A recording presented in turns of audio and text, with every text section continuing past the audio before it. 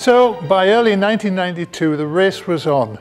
Pamphlets were sent to Scottish MPs, local councillors, industrialists, head teachers, former students, asking for their support.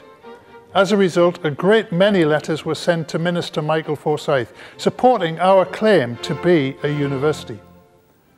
By November that same year, student numbers had climbed by a staggering amount, much higher than the target that we'd set, but still less than that magic 4,000 figure at the time it was needed to achieve university status. A high-profile advertising campaign using television and newspapers and very large outdoor poster sites followed. At the time, the idea of selling education was unfamiliar ground, but many academics were unhappy at the use of television advertising. But in the event, the campaign was a terrific success. Perceptions of the institution changed. We got the message across that Abertay really was a university delivering high-quality courses. And this led to a dramatic increase in applications and inquiries. So much so that in less than half the original time set, by September 1993, enrolment had risen to such an extent that the Privy Council decided to grant our request, even though we hadn't quite reached the 4,000 mark. So it was that on the 25th of April 1994, the Privy Council gave us our official response. And following legal transfer, the institution was from then on known as the University of Abertay Dundee. Students and staff celebrated publicly, displaying a 100-foot banner in the city's law. The message went out to Scotland and beyond. Dundee now has 2 universities. At Abertay, we are constantly developing our campus facilities to meet and exceed our academic and student experience objectives. We have invested several millions of pounds in providing teaching spaces that provide the best academic experience possible. In 1998, Abertay's new library was opened by Her Majesty the Queen. The £8 million development won several design awards, including the Scottish Design Award for the best new building in Scotland.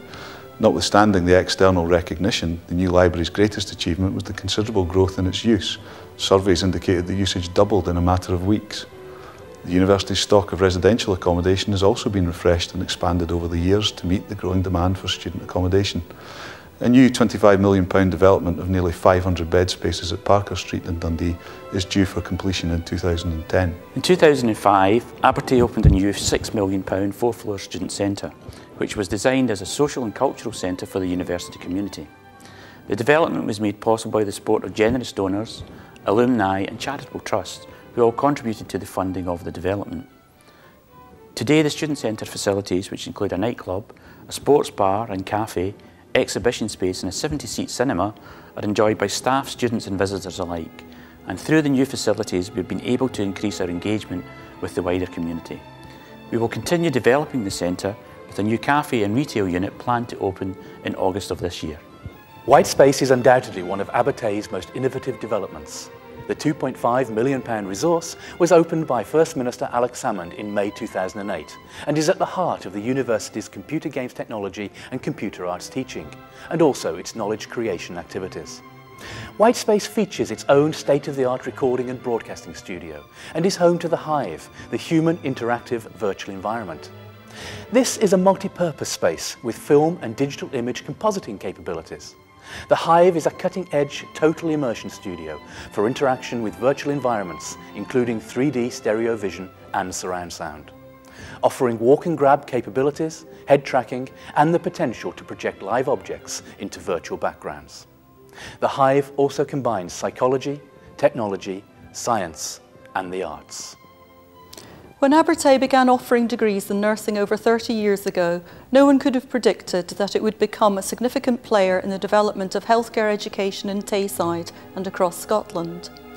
The Tayside Institute for Health Studies was established by Abertay to reinforce and expand the contribution made by the university in relation to education, research and consultancy in healthcare.